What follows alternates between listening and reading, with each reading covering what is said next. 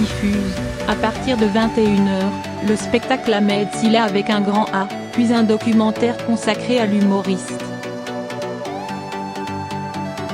C8 dédie sa soirée à Ahmed Silla en diffusant son show Ahmed Silla avec un grand A, à partir de 21h, suivi du documentaire La Force comique. L'humoriste, qui a connu un beau succès avec le film L'Ascension, est aussi le héros d'Access, une série avec Mathilda May que la chaîne proposera à la rentrée. Je suis né chez Ruquier, avoue volontiers Ahmed Silla en évoquant l'émission On ne demande qu'à en rire, sur France 2, où il s'est produit de 2011 à 2013. J'ai connu une renaissance au Marrakech du rire, et une autre avec l'Ascension.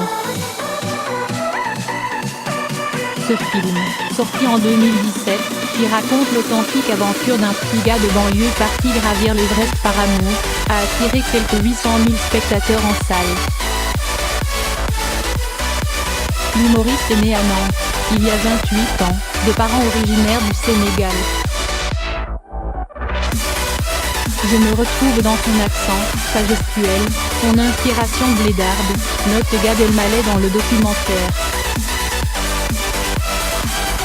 Sur scène, Ahmed Silla fait d'ailleurs montre, à l'instar de ce dernier, d'une étonnante capacité à camper un personnage en quelques secondes, blonde vulgaire, enfant, son propre père, avec lequel les rapports étaient conflictuels. Nous avons ça en commun, la dureté du daron, confie pour sa part Jamel Debbouze. Mais ça nous a fait avancer. Mon père est conventionnel, il voulait que je sois dans un truc classique, comme médecin, avocat, ingénieur, se souvient Ahmed Silla. Quand j'ai dit que je voulais faire humoriste, il n'a pas tout de suite adhéré. Mais je lui ai tenu tête, j'ai beaucoup travaillé, et après il a reconnu que j'avais bien fait. Il voyait que j'étais à fond, passionné, que ça marchait, et que j'étais payé. Ahmed Silla prépare un nouveau spectacle, différent, moins léger que le premier, selon lui. D'ici là, on le retrouvera dans la série Access, comédie en 20x26 minutes avec Mathilda May, à la rentrée sur C8. Il y interprète une ex-star du net qui doit s'imposer dans un programme télé en perte de vitesse avec des sketchs pas toujours à son goût.